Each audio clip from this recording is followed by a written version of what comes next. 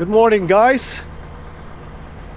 Time check, it's 9:45 in the morning. Guys, dito kami sa Walmart Dicari dahil bibili kami ng ano bibili natin? Rice cooker. Andito si Madam na maganda kasama namin. Guys, oh mais, guys, 84 cents. 84 cents lang. Lang. So kailangan mo ng bag, no? Yeah. So 84 cents lang yung mais. Yung cart niya na kailangan i-send yan.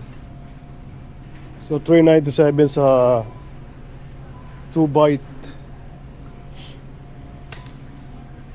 That is 84 cents daw. Sweet potato.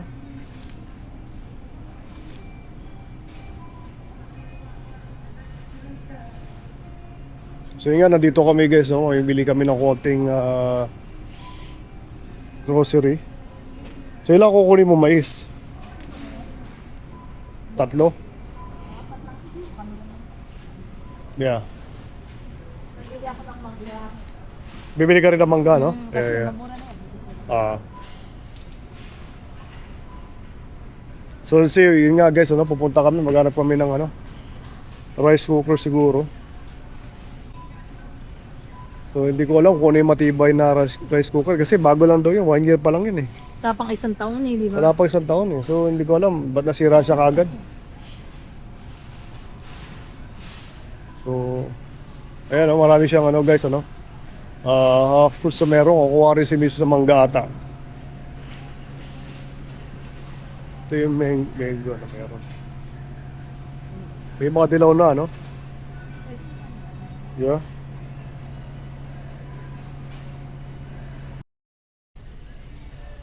Yeah guys, syempre meron akong nga pala good news, So, yung matagal ko nang hinahangad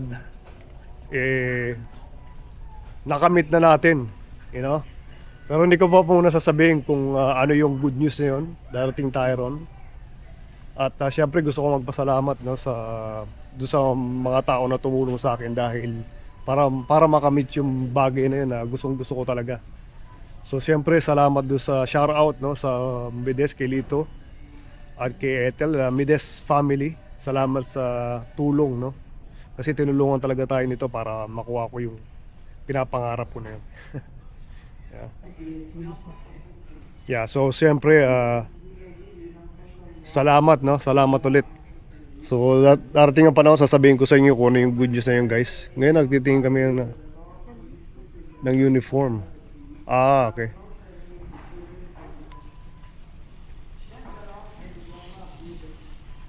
Pero doon naman walang dress code doon Basta parang uniform ka lang na kahit anong kulay, usually. I don't know. I think meron. Magpo-provide sila doon sa trabaho. Hindi ko lang alam kung sila. Okay. Possible. Tungkol sa trabaho yan guys, pero hindi ko muna sasabihin. Yung trabaho na yun, napakaganda, Matagal ko nang gusto yun, nakuha natin. So, yeah. Check tayo ng rice cooker, meron doon, 1997. Parang yan din sa atin na nasira, Kabibili ko. Kabibili lang For some reason, siyempre, hindi naman natin sisirain, I don't know why, kung bakit nasira. Siguro, alam mo na, mahinang klase, kasi bigla na nasira, Ayun, may stuff,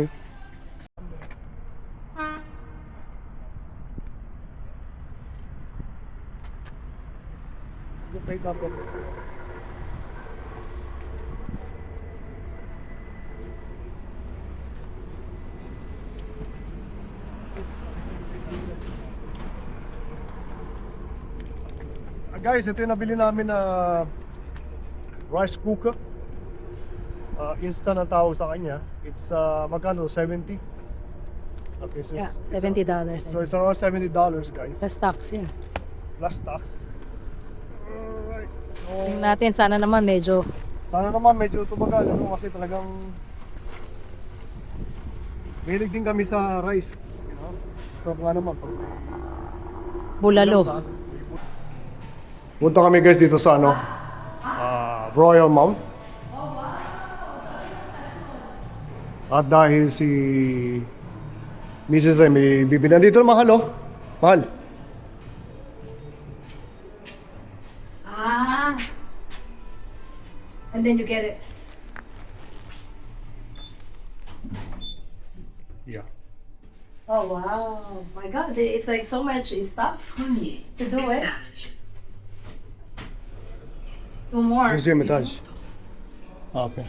Dalawa na lang. Oh my God. Ganda You pala sa can baba, do oh. it. You can do it. If you get it, what's gonna happen? Deuxième étage. Ah, it's a work. Dito tayo sa may restaurant. Oh, daming tao dito, guys.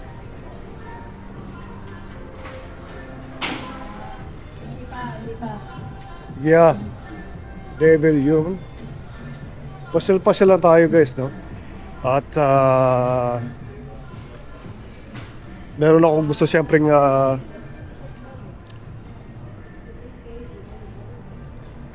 pasalamatan, no?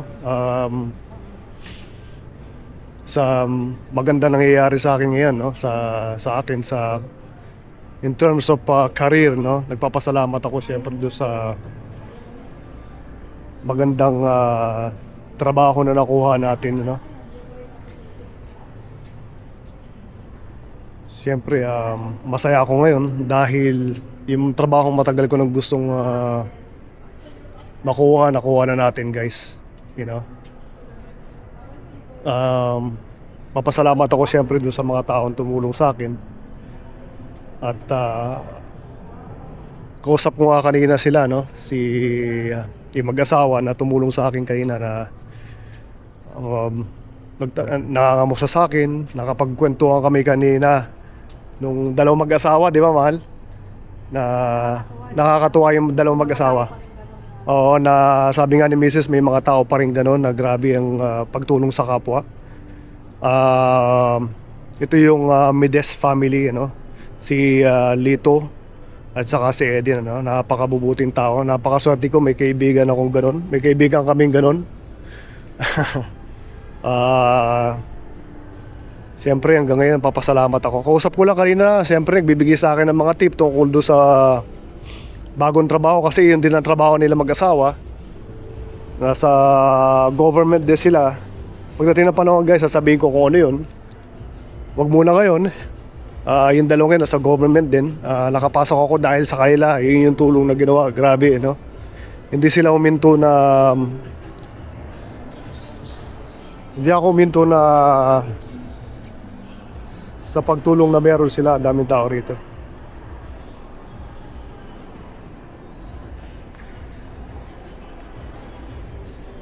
You know, hindi sila uminto sa pagtulong sa akin, ano?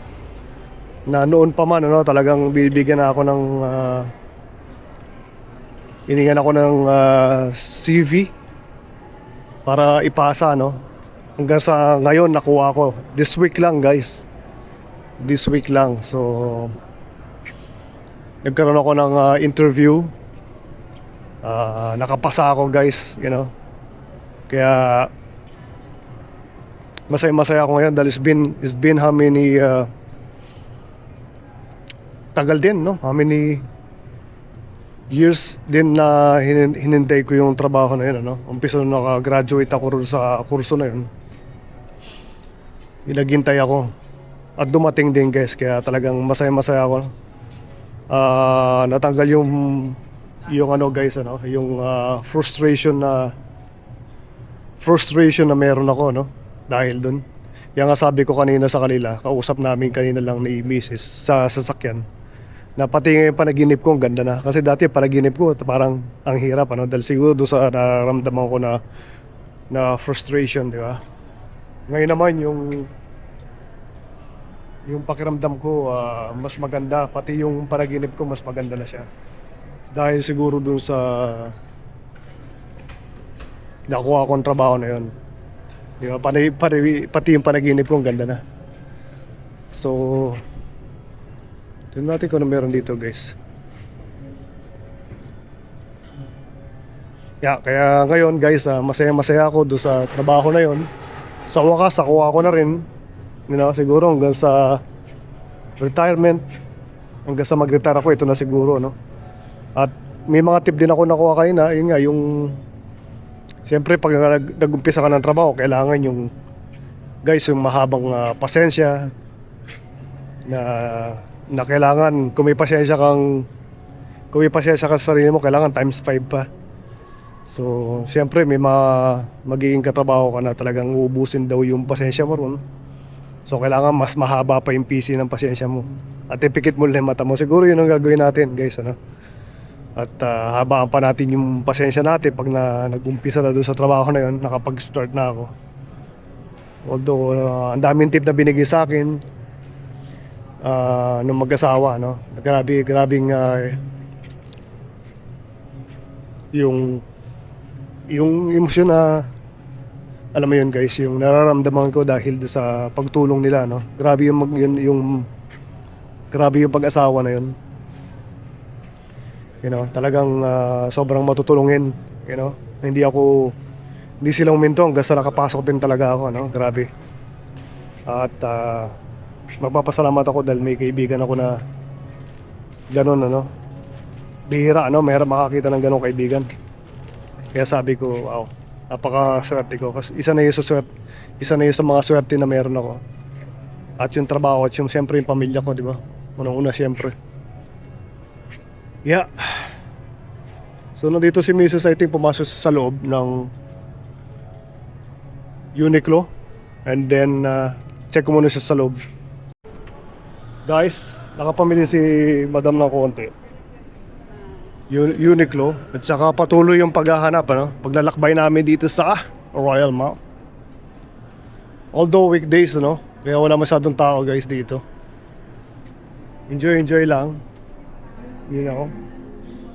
Ito grabe, ganda ng pero lakas ang music, karamihan ng tindahan dito talagang may sounds, Although gusto ko sana pumasok tayo, para maganda sana.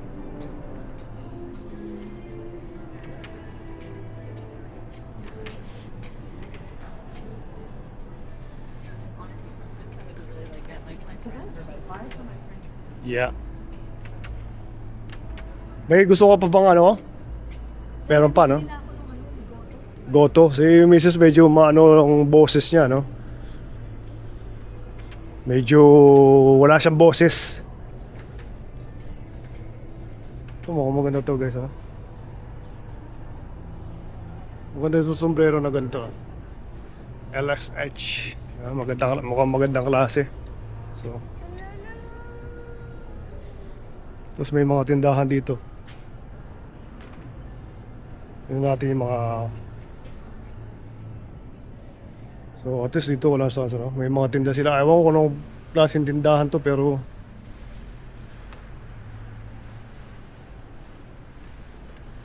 Yan. Okay, ito yung pangalan ng kumpanya niya. So ibig sabihin quartz. Thank you. So this is Masca. Masca yung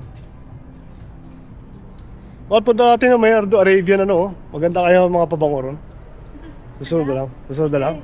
Tama. I-pick upin natin yung nag-order ako ng lechong kawali. Okay. Share tayo. Sige. Saka yung boto ko. Masarap yung lunch. Dito tayo pumasok, guys.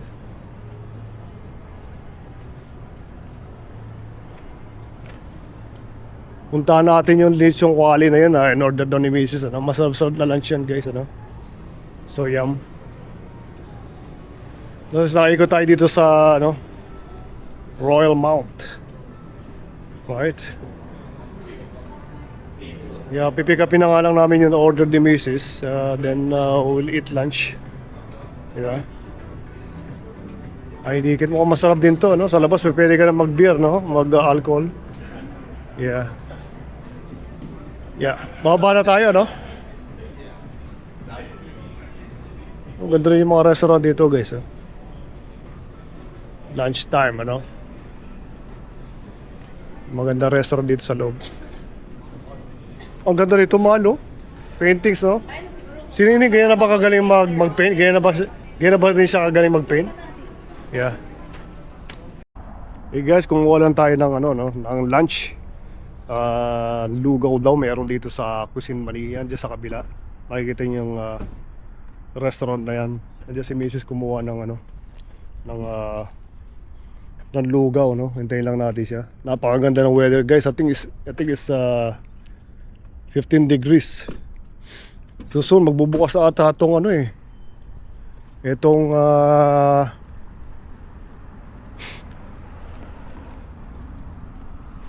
itong ano na to, yung garden ano. Magbubukas na to ng May 3. Sunday they're open. They're Jewish guys ano. Jewish. So yun nga, masaya ako doon sa ano no, sa bagong work ko. Talagang na very positive yung nararamdaman ko sa sarili ko. It's been a while ano, na talagang hinangad ko yung trabaho na nakuha ko ngayon. Nasa government tayo no. Napakaganda ng benefits na meron. Siyempre plus yung yung retirement na makukuha natin ano. So napakaganda pagka sa government tayo nag-retire ng trabaho guys. At as always, nagpapasalamat ako sa mga subscribers natin. Salamat sa mga nanonood palagi, walang sawang nanonood. Ito yung order ni Missy, inuubo pa rin hanggang ngayon guys ano. At kahit inuubo, maganda pa rin, hindi nagbabago. So dito na kami pauwi na guys ano. So Cuisine de Mania no, baka naman. So dito tayo sa Victoria. Bye guys!